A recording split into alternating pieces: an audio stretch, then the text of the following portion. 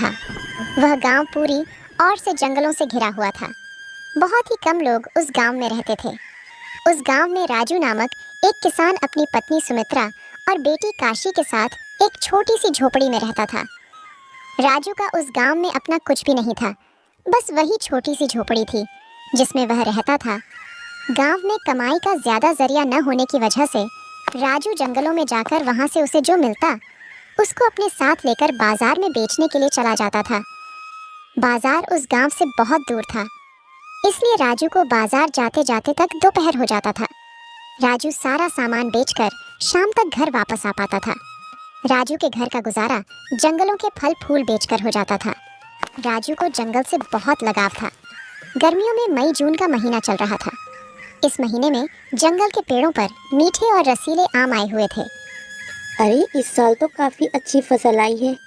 इस बार तो काफ़ी अच्छी कमाई हो जाएगी और उन कमाई के पैसों से मैं और आम के बीज खरीद कर लाऊंगा और यहाँ पर लगा दूंगा, जिससे वे आम के बीज जब तक बड़े होंगे तो आगे आने वाले लोगों को उससे बहुत लाभ मिलेगा। ऐसा सोचकर राजू उन पके हुए आमों को तोड़कर बाजार में जाकर बेच आता है। आज राजू की आमों को बेचकर काफी अच्छी कमाई हो गई थी, जिससे उसने घर के लिए राशन खरीदा। ये देखो सुमित्रा, आज काफ़ी अच्छी कमाई हुई है। इस साल जंगल में काफ़ी अच्छी आम की फसल आई हुई है। ये देखो, ये मैं थोड़े से आम बचा कर लाया हूँ। इसे खाकर देखो, ये कितने स्वादिष्ट लग रहे हैं। अरे हाँ, देखने में तो ये बहुत ही सुंदर है और खाने में उतनी ही स्वादिष्ट। अगली सुबह राजू फिर जंगलों की तरफ आम तोड़ने के लिए निकल जाता है। जब वह जंगल पहुंचता है तो देखता है कि वहां के आम के पेड़ों पर एक भी आम नहीं थे। राजू समझ जाता है कि व्यापारियों को खबर लग गई होगी और वह सारे आम और बाकी के सारे फल भी तोड़कर अपने साथ ले गए होंगे। अब राजू परेशान हो गया। उन व्यापारियों ने जंगल में कुछ भी नहीं छोड़ा था। राजू परेशान बैठा था। तभी जंगल में से एक बाबा गुजरते हैं। वह राजू को परेशान देख उसके पास आते हैं। अरे बेटा, मैं बहुत थक गया हूँ। क्या तुम्हारे पास पानी मिलेगा? बाबा, मेरे पास तो पानी नहीं है, लेकिन मैंने सुना है इस जंगल से कुछ दूर आगे जाकर एक नदी है, वहाँ पर पानी मिल सकता है।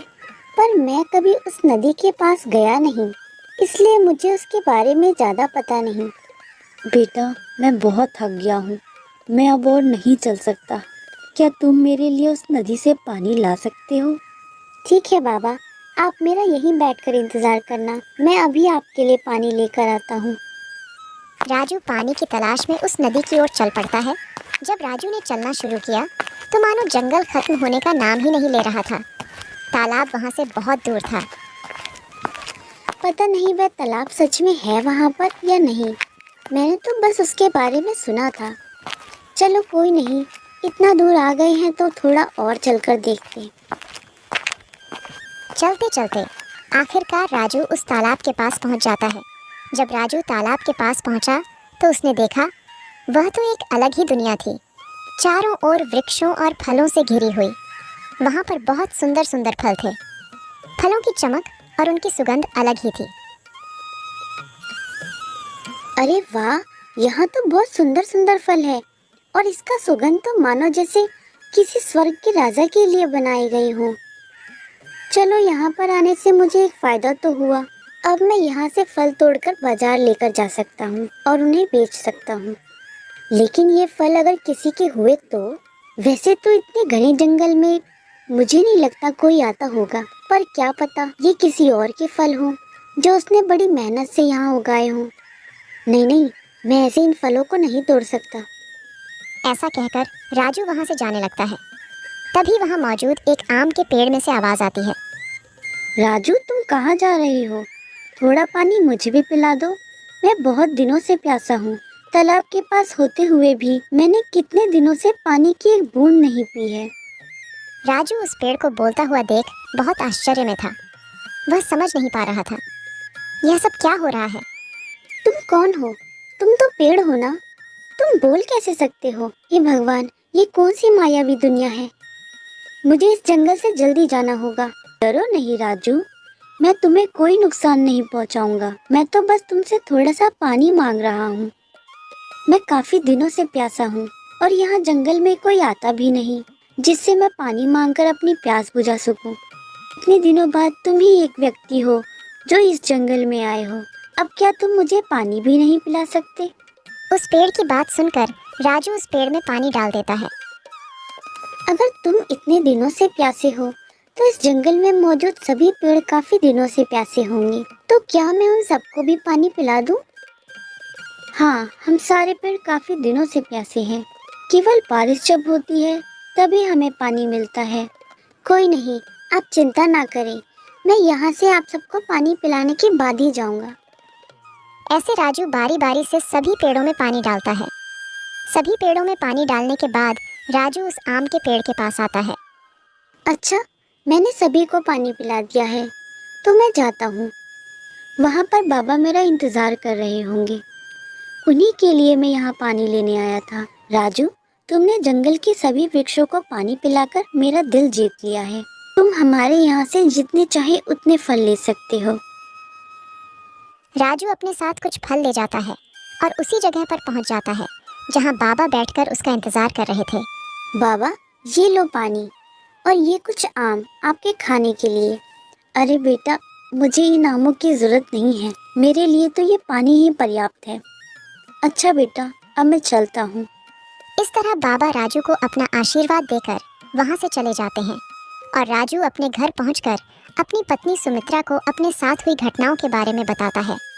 ये देखो, ये वहीं से मुझे इतने सुंदर सुंदर आम मिले हैं। इसकी सुगंध तो देखो। हाँ जी, इसकी सुगंध तो बहुत अच्छी है। मेरा तो मन कर रहा है मैं अभी सारे के सारे आम खा जाऊं। अरे नहीं नहीं, सारे मत खाना, ये मैं बेचने के लिए लाया हूँ। बाजार में कल इन्हें बेच आऊँगा।